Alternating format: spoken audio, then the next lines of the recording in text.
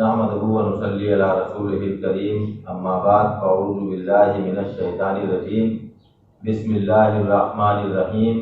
قال اللہ تعالی فی القرآن المجید والفرقان الحمید، اہدنا الصراط المستقیم۔ صدق اللہ مولانا العظیم وصدق علی رسولہ الحبیب الامین المتین المبین الکریم۔ پوری محبت سے پڑھیے اللہم صلی علی سیدنا و مولانا محمد وعلی آل سیدنا و مولانا محمد وبارک وسلم۔ صلاۃ و سلام علیکہ یا رسول اللہ۔ حسن و منصب نہ دولت کی باتیں کرو، حسن و منصب نہ دولت کی باتیں کرو، مصطفیٰ جانے رحمت کی باتیں کرو، اور قیصری چوم گی تمہارے قدم، تاجدار رسالت کی باتیں کرو۔ اور اللہ کی سر تابہ قدم شان ہے یہ، انسان نہیں انسان وہ انسان ہے یہ، قرآن تو ایمان بتاتا ہے انہیں، ایمان یہ کہتا ہے میری جان ہے یہ۔ محترم حضرات، محرم کا مہینہ چل رہا ہے۔ آج ہم اور آپ حضرت امام حسین علیہ السلام کی اس مجلس میں حاضر ہیں۔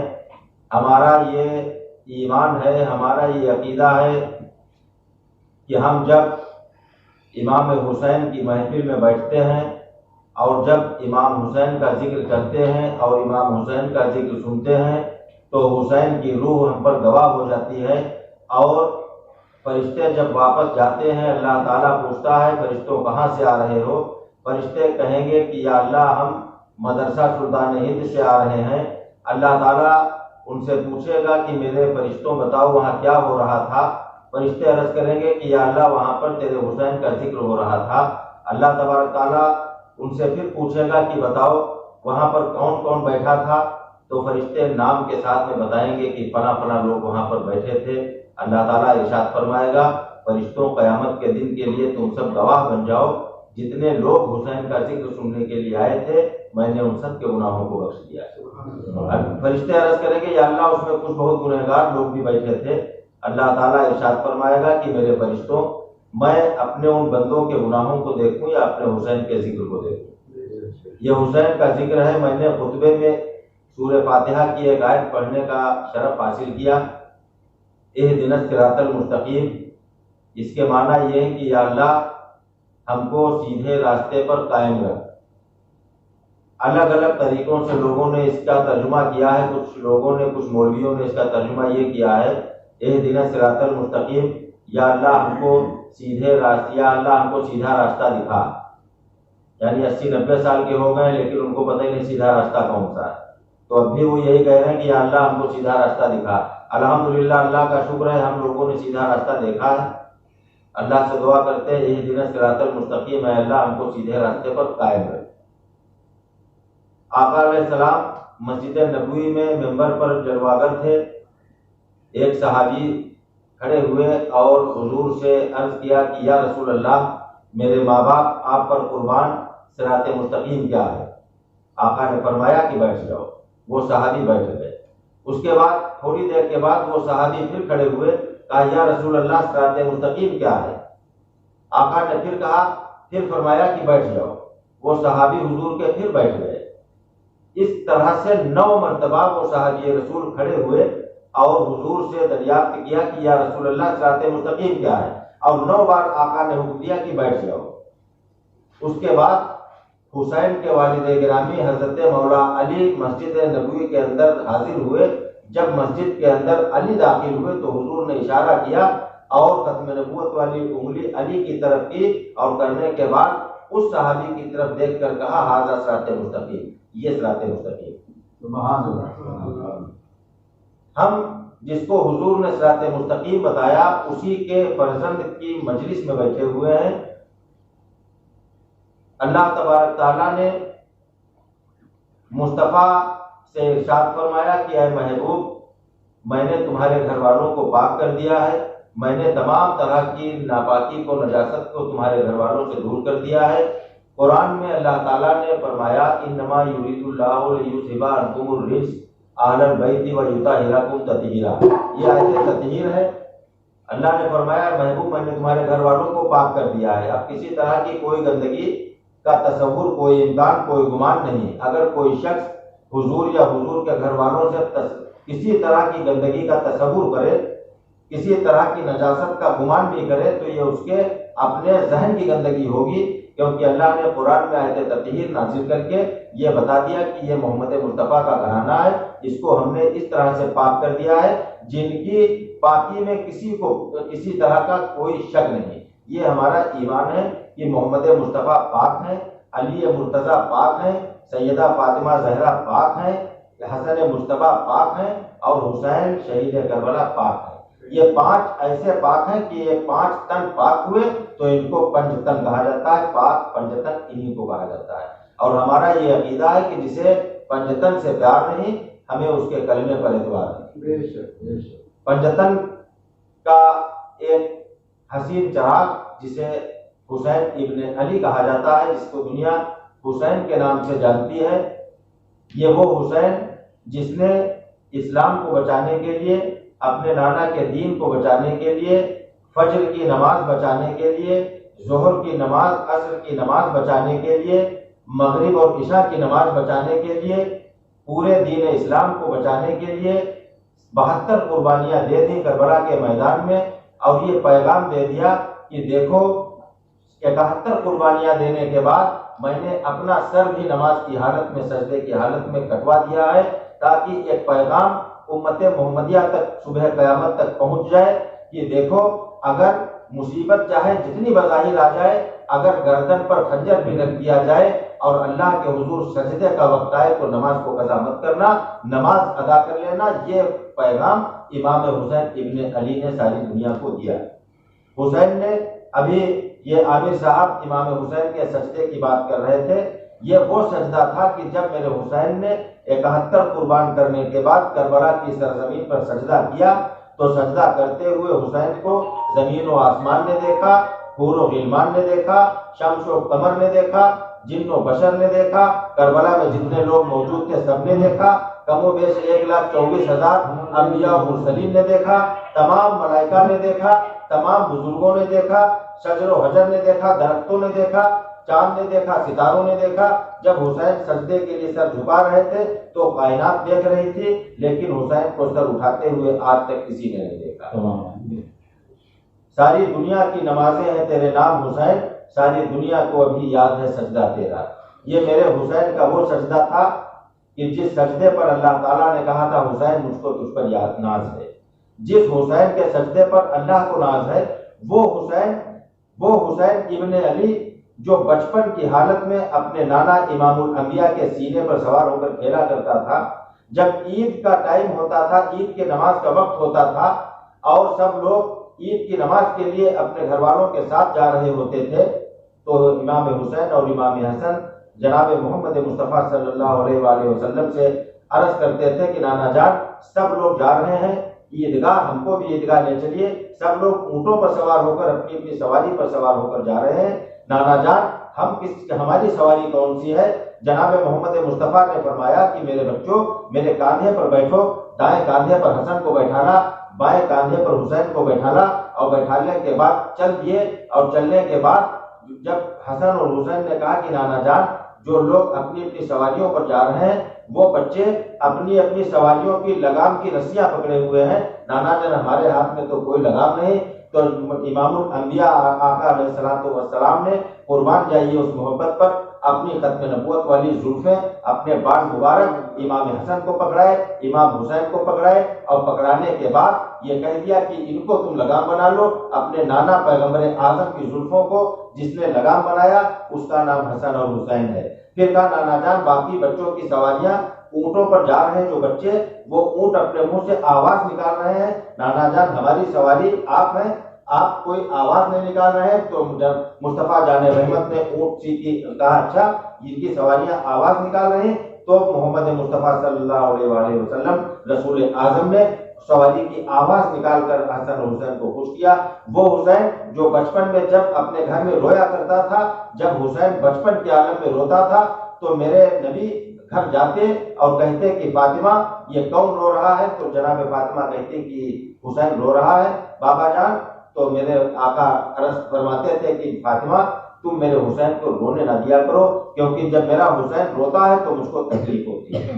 وہ حسین جس کے بچپن میں رونے پر نبیوں کے سردار کو، پیغمبروں کے راجا کو تکلیف ہوتی تھی، وہ حسین جو بچپن میں نانا کے پیٹھ پر تب بیٹھ جاتا تھا جب نانا نماز کی حالت میں ہوتے تھے، مصطفیٰ سجدے کی حالت میں ہوتے تھے تو حسین اعظم اپنے نانا کی پشت پر بیٹھ جاتے تھے۔ اب سبحان ربی الاعلیٰ 3 بار کہا جائے یا 7 بار کہا جائے، بلکہ کوئی قید نہیں رہی، جب تک پیٹھ پر حسین موجود رہے تب تک نبیوں کے امام نے تسبیح بڑھا دی، سجدے کو لمبا کر دیا کرتے تھے کہ اگر ہم اٹھیں گے اور حسین گرے گا تو میرے حسین کو چوٹ لگ جائے گی۔ نبیوں کے سردار کو یہ گوارا نہیں تھا کہ میری پیٹھ کی 1 فٹ 2 فٹ کی اونچائی سے حسین گر کر چوٹ کھا جائے، یہ نبیوں کے امام کو گوارا نہیں تھا۔ وہی حسین جو کربلا کے میدان میں جب نماز کا وقت ہوا تو گھوڑے سے نیچے آیا، آنے کے بعد سبحان ربی الاعلیٰ کہہ کر سجدے کی حالت میں اپنے سر کو بھی اللہ کی راہ میں قربان کر دیا اور ساری دنیا کو یہ بتا دیا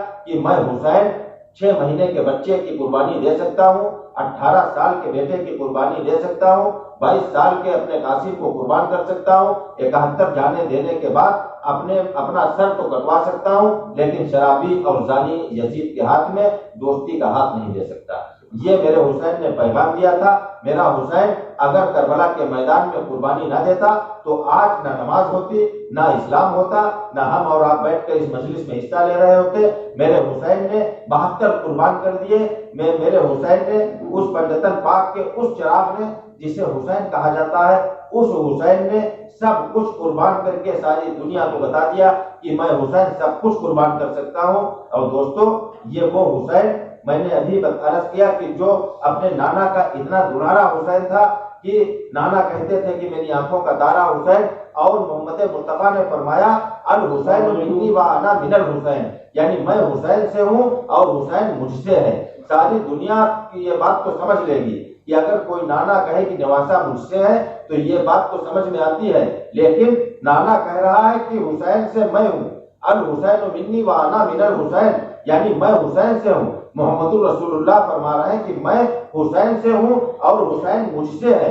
تو جب نبیوں کا امام کہہ رہا ہے کہ میں حسین سے ہوں تو اب بات سمجھ میں آ گئے کہ جب حسین سے میں، آقا فرما رہے ہیں یعنی جو کچھ میرا ہے وہ حسین کا ہے، اسلام حسین کا ہے، اسلام میرا ہے، قرآن مجھ پر نازل ہوا ہے، میں قرآن لانے والا ہوں، حسین قرآن کو بچانے والا ہے، اللہ تعالیٰ کی راہ میں میں سب کچھ بتانے والا ہوں کہ کون سی قربانی کتنی مقبول ہوتی ہے، اور میرا حسین اپنا سب کچھ نچھاور کر کے اللہ کی راہ میں ساری دنیا کے سامنے سب کچھ قربان کر کے میرے اسلام کو بچانے والا ہے۔ نبی نے اشارہ کر دیا کہ خبردار، اب اگر تم نے میرے حسین کو باغی کہا تو تم نے مجھ کو باغی کہا۔ میں حسین سے ہوں، اگر تم نے حسین کی مجلس میں شرکت کی تو تم نے میری مجلس میں شرکت کی، اگر تم نے میرے حسین سے محبت کی تو تم نے مجھ سے محبت کی۔ حضور فرماتے ہیں کہ جس نے حسین سے محبت کی اس نے مجھ سے محبت کی، اور جس نے مجھ سے محبت کی اس نے اللہ سے محبت کی، جس نے اللہ سے محبت کی اس کا ٹھکانہ جنت ہوگا۔ اور آگے آقا فرماتے ہیں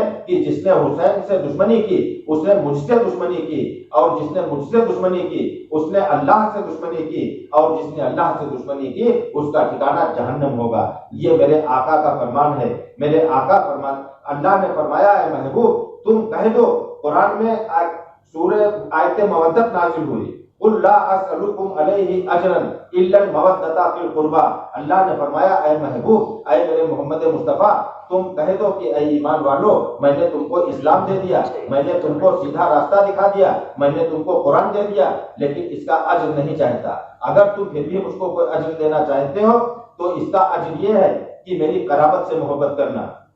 آج جب یہ وحی نازل ہوئی، جب یہ آیت نازل ہوئی تو میرے آقا علیہ السلام نے، مصطفیٰ جان رحمت نے صحابہ میں فرمایا کہ دیکھو قل لا اسألکم علیہ اجرا الا المودۃ فی القربى، اے ایمان والو، تم لوگ جہنم تک جا رہے تھے، میں نے تم کو جنت کا راستہ دکھا دیا، تم گمراہی پر تھے، میں نے تم کو اسلام کی راہ دکھا دی، تم کو جنت کا راستہ دکھا دیا، تم کو مقدس رمضان دے دیا، تم کو دین مکمل تم پر کر دیا، تم کو میں نے قرآن دیا، سب کچھ اچھا راستہ زندگی جینے کا سلیقہ بتا دیا، تمہاری آخرت سنوار دی، تمہاری دنیا سنوار دی، اس کے بدلے میں تم سے کوئی بدلہ نہیں چاہتا، کوئی اجر نہیں چاہتا، لیکن اگر تم اس کا اجر دینا چاہتے ہو تو صرف اتنا کرنا کہ میری اہل بیت کے ساتھ اچھا سلوک کرنا۔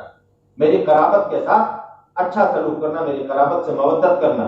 ایک صحابی کھڑے ہوئے کہا یا رسول اللہ آپ کی قرابت کون ہے؟ آقا ارشاد فرماتے ہیں کہ علی میری قرابت ہے، فاطمہ میری قرابت ہے، حسن میری قرابت ہے، حسین میری قرابت ہے۔ ان کو قرابت کہا جن سے مودت کا حکم اللہ نے قرآن میں دے دیا ہے کہ ان سے مودت کی جائے گی۔ صحابہ میں فرمایا آقا علیہ السلام نے کہ دیکھو میرے بعد تم میرے اہل بیت کے ساتھ اچھا سلوک کرنا، اور اگر میرے اہل بیت کے ساتھ برا سلوک کیا تو جس نے میرے اہل بیت کے ساتھ برا سلوک کیا کل قیامت کے دن اللہ تعالیٰ کے سامنے میرے سامنے وہ اپنے کالے منہ کے ساتھ پیش کیا جائے گا۔ یعنی حضور جب دنیا سے پردہ کر گئے ان کے بعد حسین کے ساتھ، علی کے ساتھ، فاطمہ کے ساتھ اور حسن حسین کے ساتھ جس نے بھی برا سلوک کیا وہ بظاہر کتنا بھی لاٹ صاحب ہو، بظاہر کتنے بھی اونچے مرتبے پر فائز ہو کہ دنیا دیکھتی ہو کہ صاحب بہت بڑا آدمی، لیکن اگر اہل بیت کے ساتھ برا سلوک کیا ہے تو قیامت کے دن محمد مصطفیٰ کے سامنے جب فرشتے اس کو پیش کریں گے تو اس کا منہ پہلے کالا کیا جائے گا، اس کے بعد نانا کے سامنے پیش کیا جائے گا کہ دیکھو اس کا منہ کالا کر دیا گیا ہے، اس لیے کیونکہ اس نے نبی کے گھر والوں سے مودت نہیں کی۔ مودت محبت کا آخری درجہ ہوتا ہے۔ مودت اور محبت میں یہ فرق ہے کہ محبت ہوتی ہے اولاد سے، لیکن اولاد کے انتقال کے بعد ماں باپ مر نہیں جاتے ہیں، صبر ہو جاتا ہے، ماں باپ جی لیتے ہیں۔ اگر کسی کا بیٹا چلا گیا تو ماں باپ زندہ ہیں، باپ ماں کا انتقال ہوا تو محبت ہے، آدمی رویا لیکن زندہ ہے۔ رشتہ دار چلا گیا محبت ہے، باپ چلا گیا محبت ہے، لیکن اس کے بغیر آدمی جی لیتا، زندہ رہنا ممکن ہے۔ مودت اس کو کہتے ہیں جس کے بغیر جینا ممکن ہی نہ ہو، ناممکن بن جائے۔ جس طرح مچھلی کو پانی سے جو محبت ہوتی ہے اس کو مودت کہتے ہیں کہ جال ڈال کر جب پانی سے مچھلی نکال لی جاتی ہے تو باہر آنے کے بعد وہ تڑپتی ہے پانی میں جانے کے لیے، اس طرح سے اس کو مودت ہوتی ہے کہ وہ پانی کے بغیر اس کا جینا ناممکن ہے، وہ زندہ رہ نہیں سکتی، مر جاتی ہے۔ اس طرح کی اس کو مودت کہتے ہیں۔ قرآن میں اللہ کہتا حسین سے یہ کرو، محبت نہ کرو مودت کرو، علی و فاطمہ سے مودت کرو، حسن سے مودت کرو۔ اب حسین ان کی مودت فرض قرار دی گئی قرآن میں، اللہ نے قرآن میں آیت نازل کر دی ہے نبی اور نبی کے گھرانے سے محبت ہم پر فرض ہے۔ اگر ہم نے محبت نہیں کی، مودت نہیں کی تو قرآن کی اس آیت سے انکار ہو جائے گا۔ یہ اس حسین کی مقدس محفل میں ہم اور آپ بیٹھے ہیں۔ حسین نے سب کچھ قربان کر دیا اور ساری دنیا نے، ساری کائنات نے یہ دیکھ لیا کہ مال اسلام نے بانٹا تو چلی بھیڑ کی بھیڑ، اور خون اسلام نے مانگا تو 72 نکلے۔ اور یہ وہ 72 نکلے کہ 72 نکلنے کے بعد کربلا کے میدان میں جانے کے بعد سب نے قربانی دے دی۔ میرے حسین نے سجدے کی حالت میں قربانی دے کر یہ ثابت کر دیا کہ ساری دنیا کے لوگوں گواہ رہنا کہ میں 71 کٹوا چکا ہوں۔ 71 قربان کرنے کے بعد دیکھو دنیا والوں، نماز کا وقت ہوا تو میری نماز قضا نہیں، نماز میری قضا نہیں ہے۔ میرا حسین جس کے 71 قربان ہو گئے، 71 قربان ہونے کے بعد سنان نے نیزہ مار دیا، گھوڑے سے نیچے آئے، شیمر نے چھری چلا دی، شیمر نام کے شیطان نے چھری چلائی، اور پوری نام کے ایک یزیدی فوجی نے سر مبارک کو جسم اطہر سے الگ کر دیا۔ الگ کرنے کے بعد سب اس طرح سے لوٹ مچائی لوگوں نے کہ ان کے جسم اطہر پر گھوڑے دوڑائے، اور گھوڑے دوڑانے کے بعد جہل نام کا ایک یزیدی تھا جس نے آپ کی نالے مبارک اتار کر لیے چلا گیا۔